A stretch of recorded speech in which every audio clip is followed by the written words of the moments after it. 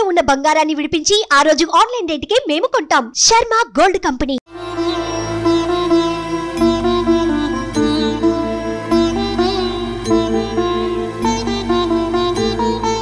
సుగ్రీవమిత్రం పరమం పవిత్రం సీతాకళత్రం నవమేఘగాత్రం కారుణ్యపాత్రం శతపత్రనేత్రం శ్రీరామచంద్రం సతతం నమామి. జనక్పూర్లో మనం ఖచ్చితంగా వీక్షించవలసిన మరొక ముఖ్యమైన ప్రదేశం ఉందండి. అదే జానకి రాముల వారి కళ్యాణం జరిగిన ప్రదేశం. మిథిలా నగరంలోనే కదా అంగరంగ వైభవంగా ఆ శ్రీరామచంద్రుల వారికి ఆ సీతమ్మ తల్లికి వివాహం జరిగింది. ఆ వివాహం జరిగినటువంటి ప్రదేశం ఆ కళ్యాణ మండపం దగ్గరికి ఇప్పుడు మనం వెళ్తున్నాం. ఇక్కడే వెళ్దాం రండి. లోపలికి వెళ్ళాలంటే టికెట్ తీసుకుని మనలో వెళ్ళాల్సి ఉంటుంది. ఇక ఆల్రెడీ నేను టికెట్ తీసుకున్నాను, 10 రూపీస్. రండి వెళ్దాం.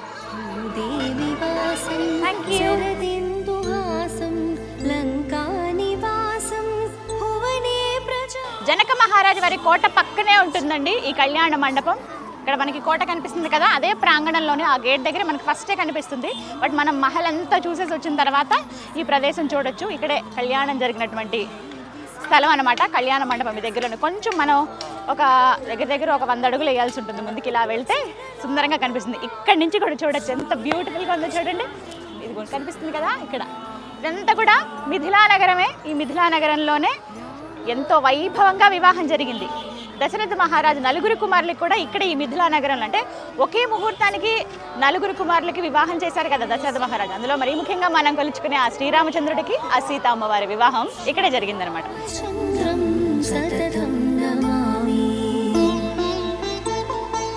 వేదాంత జ్ఞానం సకలైశ్చమానం. బ్రహ్మశ్రీ భరత్ శర్మ గారు మనతో పాటు ఉన్నారు. ఈ ప్రాంతం విశిష్టత తెలుసుకుందాం. ఇక్కడే ఎందుకు అసలు కళ్యాణం జరిగింది, మిథిలా నగరంలోనే కళ్యాణం జరిపించడానికి కారణాలు ఏమిటి ఆ సీతారాముల వారికి తెలుసుకుందాం. గురువు గారు, ఎంత ప్రత్యేకమైన స్థలం అండి. మామూలుగా కళ్యాణం జరిగే భద్రాచలమే మనం అత్యంత పుణ్యప్రదంగా భావిస్తాము. అక్కడ కూడా మిథిలా స్టేడియం అని పెడతారు, అక్కడే వివాహం జరుగుతుంది. అయితే అసలు నిజంగా కళ్యాణం జరిగిన ప్రదేశంలో మనం ఉన్నాము. ఇక్కడే కళ్యాణం జరిపించడానికి కారణాలు ఏంటండి, పురాణాలు ఏం చెప్తున్నాయి దీనికి సంబంధించి? అమ్మ, ముందుగా మనం త్రేతాయుగంలో ఈ యొక్క నిర్మాణం అంతా అయినప్పటికీ కూడా మిథిలా నగరం సంబంధించి మనం ద్వాపరయుగం వచ్చేసరికి రాముల వారికి సంబంధించినటువంటి యొక్క వ్యవహారంలో వివాహం జరిగేటప్పటికి ముందుగా ఎక్కడైనా సరే కన్యాదానం ఎవరైతే చేస్తున్నారో వారి దగ్గరికి వెళ్ళి కన్యాదానం స్వీకరించాలి. కాబట్టి దశరథ మహారాజు ఇక్కడికి వచ్చి జనక మహారాజుతో ధనుర్భంగనం చేసిన తర్వాత ఈ ధనుషాధామ అనే ప్రదేశంలో ఈ యొక్క సుందరమైన నగరాలను చూసి, ఇక్కడ ప్రజల్లో ఉన్నటువంటి ఆప్యాయత అనురాగాలను చూసి, నా ఒక్క కొడుకే కాదు మిగతా 3 కూడా కలిపి 4 ఇక్కడే వివాహం చేస్తారని నిర్ణయించుకొని ముక్కోటి దేవతల సమక్షాన మనం కనబడేటువంటి ఈ యొక్క అద్భుతమైనటువంటి పురాతనమైనటువంటి ఈ కళ్యాణ మండపంలో సీతారాముల వారికి, అదేవిధంగా లక్ష్మణ భరత శత్రుఘ్నులు అందరికీ కూడా ఇదే ప్రదేశంలో వివాహం జరిగింది. కాబట్టి ఇక్కడికి ఎవరైనా సరే కళ్యాణం కాని వారు కానీ, దాంపత్య జీవితంలో కాస్త ఏదైనా ఇబ్బంది కలుగుతున్న వారు కానీ, ఎన్నో సంవత్సరాల నుంచి వివాహ ప్రయత్నాలు చేస్తున్న ఇబ్బంది కలిగేటువంటి వారు ఎప్పుడైనా సరే నేపాల్ యాత్ర వచ్చినప్పుడు ఈ యొక్క జనక్పురిలోని జనక దర్బార్ని, అదేవిధంగా అమ్మవారి యొక్క దర్శనాన్ని చేసుకొని ఇక్కడికి వచ్చి కళ్యాణ మండపం దర్శనం చేసుకుని ఖచ్చితంగా వారికి వివాహ ప్రయత్నాలు అనేవి సఫలమవుతాయని కూడా చెప్తూ ఉంటారమ్మా. అదనమాట విశేషం. సకల దేవతలు ఆ సమయంలో ఇక్కడ ఉన్నారు కదా, వారిని ఆశీర్వదించేందుకు ఆ వివాహం చూడడమే ఒక కన్నుల పండుగ అండి నిజంగా. అంతటి అదృష్టం. అలాంటిది మనం శ్రీరామనవమి ఉత్సవాలు జరుగుతూ ఉన్నాయి ప్రస్తుతం. అంటే ఒక వారం రోజుల ముందు నుంచి హడావిడి ఉంటుంది కదా, ఆ సమయంలో మనం ఇక్కడ ఉండడం అనేది నిజంగా ఒక అదృష్టమే. మొన్న మీరు చూసినట్టుగా అయోధ్య వెళ్తే కూడా ఇదే ప్రదేశం నుండి, అంటే రాముల వారికి అత్తగారిల్లు కాబట్టి ఈ ప్రదేశం నుండి స్వామివారికి రాముల వారికి సారెతో పాటు ముత్యాలు, తలంబ్రాలు, పుస్తే ఇవన్నీ కూడా ఈ ప్రదేశం నుండి, ఈ జనక్పురం నుండి అయోధ్యకి వెళ్ళడం కూడా మనం గమనించాము. ఎంత ఎక్కువ, చాలా విలువైన సారె పంపించారు అత్తగారు. రామాయణానికి జనక్పురికి చాలా దగ్గర సంబంధం. ఇది కూడా మన భరత భూమి, మన భరత వర్షం, మన భరత ఖండమే కాబట్టి, మన జంబూ ద్వీపమే కాబట్టి, ఒకప్పుడు నేపాల్ కూడా మన హిందూ దేశమే కాబట్టి, ఇప్పటికీ కూడా అత్యధికమైన వారందరూ హిందువులే కాబట్టి ఇక్కడ మన యొక్క భారతదేశానికి చాలా దగ్గర సంబంధం ఈ యొక్క నేపాల్ దేశానికి ఉందని చెప్పొచ్చు. ఇంకా చాలా ది బెస్ట్ ఎక్స్పీరియన్స్ అండి ఇక్కడికి వచ్చిన తర్వాత. థ్యాంక్ యూ సో మచ్ అండి. జై శ్రీరామ్. జై సీతారాం. మందారమాలం వసనే రసాలం పూర్ణైర్విశాలం ఇదే మండపంలో సీతారాముల వారికి అలాగే లక్ష్మణ భరత శత్రుఘ్నులు వీరందరూ కూడా వివాహం జరిగింది ఇక్కడేనండి. ఇక్కడే చూడొచ్చు. రామాభిరామం నయనాభిరామం వదనాభిరామం సుగుణాభిరామం.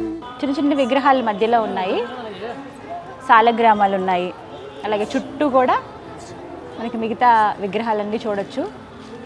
అలాగే మధ్యలో సీతారాముల వారు. ఇక్కడ అన్నీ కూడా మనం చూస్తూనే ఉంటాం కదా, పాలరాతితో ఉంటాయి విగ్రహాలన్నీ కూడా.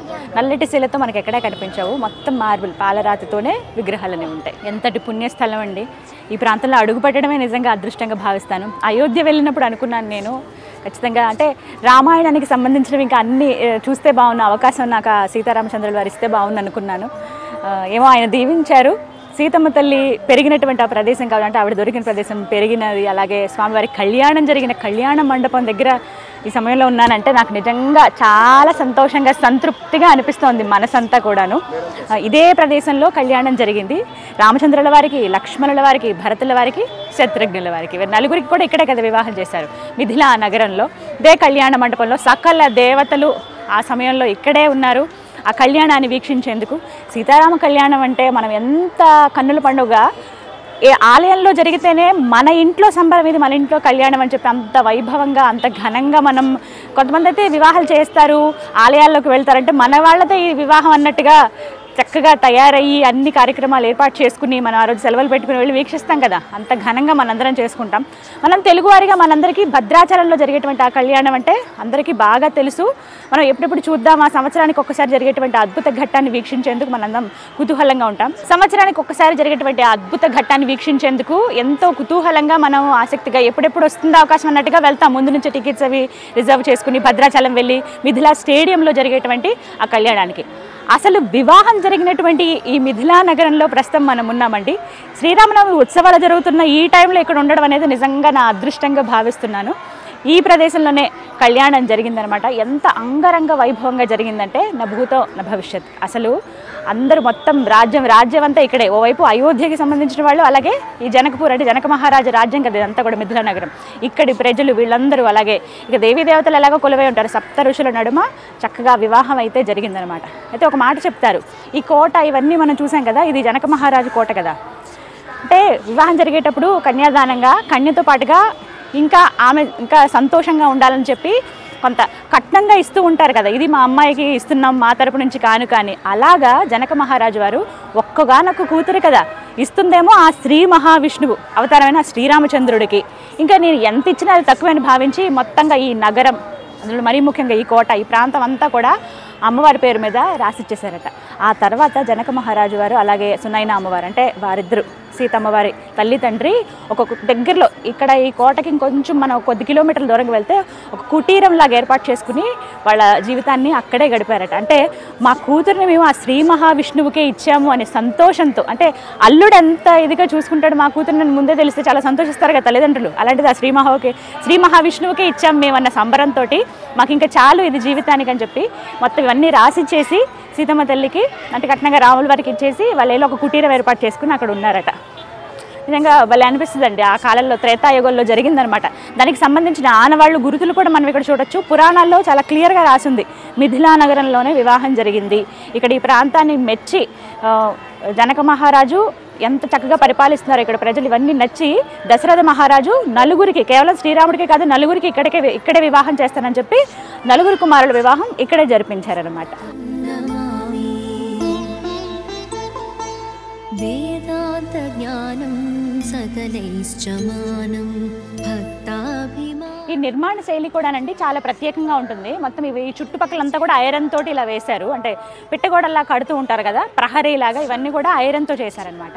అండ్ మెయిన్ పైన మనకి శిఖరాలు ఏవైతే ఉన్న గోపురాల్లాగా ఏంటంటే మనం నార్మల్గా ఇలా సిమెంట్తో నిర్మించినటువంటి గోపురాల్లా కాకుండా చెక్కతో వీళ్ళు కట్టారు. దానిపైన మనకేంటంటే అలాగే బ్రాంజ్ తోటి ఇలా పల్చటి రేకుల్లా తయారు చేసి వాటిని చాలా అందంగా ఇలా చెక్కారనమాట. వాటిని అలా పైన పెట్టి చుట్టూ గంటల్లాగా అరేంజ్ చేశారు.